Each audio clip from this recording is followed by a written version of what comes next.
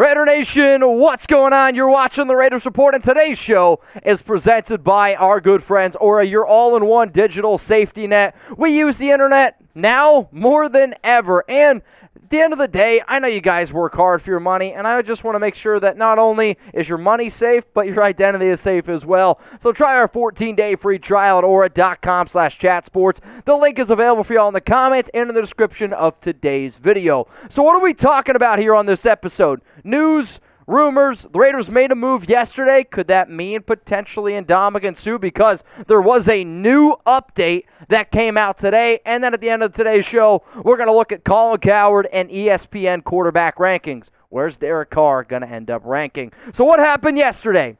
The Raiders released Sanford Samuels, and now he is a free agent cornerback. The Raiders have 89 players on the active roster, and with that move, Las Vegas has $20.6 million in salary cap space per over the cap, which is fourth in the NFL. The reason why 89 players on the roster is important is because you have to have 90 guys at a certain time entering training camp, which makes me think, all right, that means the Las Vegas Raiders are going to add somebody. I don't know if it means it's going to be a top free agent. It could also just mean some random player on the roster that ends up getting cut from the 53-man. But I want to know from the nation. I want to know from all y'all. I want you to name a player down in the comments section right now. Name a player you want the Raiders to sign. You got $20.6 million. You got multiple needs on the offense, but especially on the defensive side of the football. So be real with me. Name a player you want the Raiders to sign. When I think of some of the top free agents out there, the top guys, I have them ranked from 1 all the way to 25. And I have these dudes ranked based on overall talent and based on how much of a team need I see for Las Vegas. You know that Darrell Williams is number 1 on my list, and he's going to continue to be number 1 on my list. However, Chris Harris Jr. is an interesting name. Sheldon Richardson. I know Jack Rabbit Jenkins has some connections. Ndamukong Suh, Jamie Collins. I mean, all players that I would absolutely welcome with open arms to the Raiders. Then from 11 down to 20, some of the names that are going to jump off the page to y'all are probably Julio Jones. I don't see this fit being very likely. The most likely fit on this list is probably the last 3 names, Landon Collins, Carlos Dunlap, Kevin King, due to overall team needs. And then what about 5 more names? I got Eddie Goldman, Donta Hightower makes a lot of sense for the Raiders because of his connection, and then KJ Wright. So at the end of the day, man, I'm just trying to give you some extra names to at least keep in mind because the Raiders have right now 89 guys on that roster, and they can go out and they can add someone. Now, if the Raiders do sign a player, dude, I'm telling you right now, I've been wanting to go live for a player getting signed for a long time, so it's going to happen. If the Raiders sign somebody, I'm going live. And for the people who aren't subscribed, you might miss it, and I don't want you to miss it. So hit that subscribe button, turn on those notifications, and yesterday when I found out that most of my viewers right now are subbed, that's good, but still 58.2% people who are watching my videos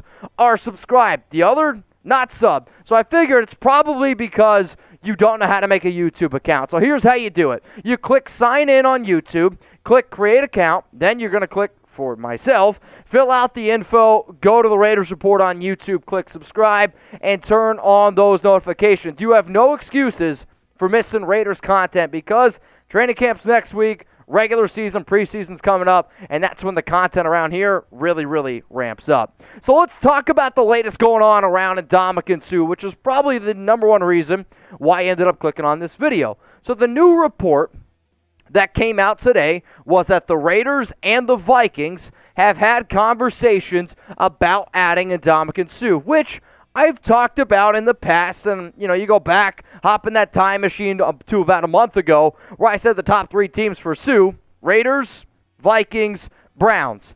Well, now according to a report, the Browns aren't interested. I don't know about you. That, to me, sounds like the chances of Ndamukong Suh landing with the silver and black is a little bit better. When you compare the Raiders and the Minnesota Vikings salary cap space remaining, Minnesota still has a decent amount, and they have enough to sign Suh at $10.9 million, but they don't have nearly the amount that the Raiders do. The Raiders basically have double. So if you see that a player like Suh, who has literally told y'all that the Raiders would be interested, that he would be interested to join the team, Why would you not at least try to make it happen, especially before training camp when the veterans have to report on July 20th? All I know is this. I don't know if the Raiders end up making the move for Suh. I know they're interested, but it does take two sides to get a deal done, right? I know that the Raiders need to bolster their defensive tackle room.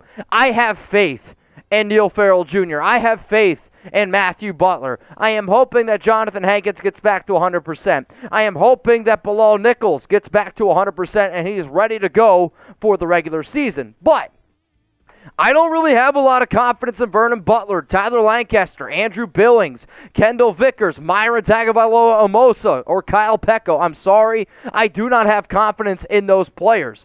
So if you're telling me right now that's our depth, I'm telling you we need more depth at the defensive tackle position. So just like I showed you some of the top free agents out there for all the positions, here are the top 10 defensive tackle free agents that I believe, if I was Josh McDaniels, if I was Dave Ziegler, I would pick up my phone and I would just see, can I add one of these players to my team? Whether that be Sheldon Richardson or Linval Joseph or Ndamukong Suh. Then I think there's a little bit of a tier break with Eddie Goldman and Steve McLendon. Then there's another little bit of a tier break with Star Latule, Darius Philon. And then if you're just looking for familiarity, Danny Shelton has some playing with New England, playing for the Giants, and most recently playing for Patrick Graham. So here's the question, multi-million-dollar question. Look into your crystal ball. Where's Ndamukong Suh going to play? Do you believe he ends up signing with the Raiders? Type LV. If you think he ends up signing with the Minnesota Vikings, type MIN right now down in the comments. If you're like, you know what? I think he's going to sign with a totally different team. That might be true. Personally, I think right now what you're waiting on is the money. Suh was trying to get some extra dollars, and when you're that old, you know that your NFL career is getting close to the end, and if you follow him on Twitter, all he talks about is money in the market right now, so maybe he is trying to get a few extra dollars and cents. I'm not going to blame a guy for doing that. Why? I'd probably try to do the exact same thing. So where do you believe Ndamukong Suh is going to play? Let me know right now down in the comments. Coming up here on the Raiders Report, we're going to look at ESPN and Colin Cowherd's quarterback rankings. Why? Quarterback rankings are fun to talk about. They tend to be trending topics all over Twitter, Instagram, YouTube, wherever it have be, because everyone could talk about quarterback rankings, right? So we're going to get into all of that. However, before I do, I got to give a shout out to today's sponsor, Aura, and I want you to start your free trial at aura.com/chatsports. 14-day free trial where you can see all of the amazing benefits that Aura has. Financial fraud protection. I don't know if anybody's ever had their identity stolen. It's scary as hell. It's not only scary for you, it's scary for your entire family. And here's the other thing that I kind of just found out, which is kind of mind-blowing to me. How many people out there share a, Amazon account, share a Netflix account? Well, if you share your Netflix account, the person you share that with, they're also then at risk. Imagine you use somebody else's Netflix or Hulu account. Well, guess what? If that person gets their identity stolen, you're also at risk. So the fact that we are offering you a 14-day free trial for family plans, we're just trying to make sure, since you guys are always online and maybe you're on websites that you shouldn't be on. Yeah, I'm looking at you. Delete your history. Go to aura.com/chatsports. This is just your all-in-one safety shop for not just you, your entire family, because internet hackers are trying to get your info. They're trying to get your money. And you know what? I don't want that to happen. So go to aura.com/chatsports. And if you can't remember the link that you see below, it's in the comments. It's also in the description of today's video. So we're talking about quarterbacks here. We're going to get into Derek Carr. We're going to get into some rumors. But the reason why I'm bringing this up is because ESPN wrote an article which was rated the top 10 NFL quarterbacks. And this is voted by NFL executives, coaches, and players. Here were the top 10 quarterbacks voted by people who play in the league and who coach. Number 1, Aaron Rodgers. Patrick Mahomes came in at 2. Josh Allen, 3. Tom Brady, 4. Joe Burrow at number 5. Matt Stafford, 6. Justin Herbert, 7. Russell Wilson, 8. Deshaun Watson, 9. Dak Prescott, number 10.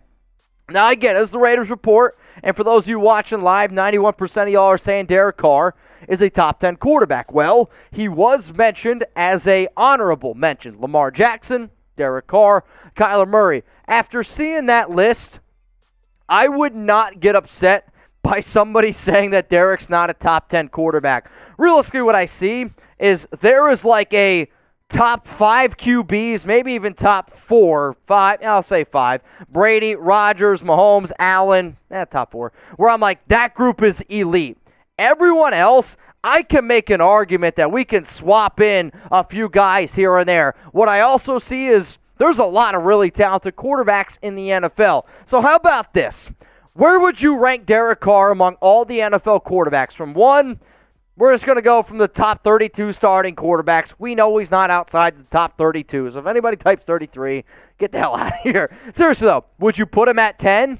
What about 7, 13, 15? Where would you rank Derek Carr amongst all the NFL quarterbacks? Now, I told you we're going to talk about Colin Cowherd because he's been really talking about DC over the past few days. And he said that Derek Carr is the most underrated quarterback in the National Football League. So if you want to see some just win babies, well, luckily for you, you're in the right place. So is Carr the most underrated quarterback in the NFL? I'm going to just give this one 2 just win babies as it stands right now. And I can make the argument for, yes, he is the most underrated quarterback in the league. I can also make the argument that he's not. And judging by the rankings, personally, I have Kyler Murray and I have Lamar Jackson both ranked higher than Derek Carr in my quarterback ranking. So for that reason, I would say Murray and Jackson are more underrated. However, I do not think that it's fair that people judge DC based on wins or lack thereof wins or lack thereof playoff wins, because when you look at from 2014, the shit that DC's had to deal with from a talent standpoint, from a coaching standpoint, from just a switching standpoint, I don't know if it's 100% been fair to Carr. On top of that, I could also make the argument last season when the Raiders were 6-7 that their last 4 games were all playoff games. Yes, Derek did not play well, throwing for 4 touchdowns and 8 turnovers, but if you want to talk about wins and wins alone, Raiders won, and the Raiders got to the playoffs. Now, this is what an NFL offensive coach had to say about Carr, and let me be very clear. I hate quotes where people don't put their name behind it. They go all secretive, kind of lame to me, but hey, for the sake of the show, we're going to keep it rolling here because that's what ESPN did. His film was really good. The guy was one of the best third down passers in the NFL last year. He lacks a little toughness at times. That's my only real knock on him. Won't stand in there. Personally, I'm going to kind of disagree with this quote because I've watched Derek play, and I know there's a lot of Raider fans out there, and I don't want to make it seem that I've watched more Raiders football than everyone else. I'm not trying to make it sound like that. But I've watched every single Raiders game, every single minute. I've gone back and I've watched the tape. Derek's played through a lot of injuries, and he's played through a lot of little nagging injuries. Sure, he maybe hasn't played through some of these monstrous injuries, but like, in today's NFL, if you can find a player who's willing to play through some of the stuff that DC's played through, my cap is off to him. I'll also say this. Does he get happy feet in the pocket? Yes. But who doesn't, right? Who doesn't get happy feet in the pocket when you got a guy barreling down at you who's as giant or as athletic as a lot of these NFL players are? You're going to get happy feet. Why? You don't want to get hit by a freak of nature who's just running down at you. So I understand what that NFL coach is saying, but I am going to disagree with it at least, just a little bit. This is what one NFC coach had to say about Derek Carr. Early in his career, I would say he had trouble driving the ball vertically, but that doesn't appear to be an issue anymore. He can hit all parts of the field and looks in command. Well, how about this? Let's go to the next thing that Colin Cowherd had to say about DC. One more good season puts Derek Carr in the Hall of Fame. I'm going to give this one 0 just win babies, and it's tuck rule, tuck that to me.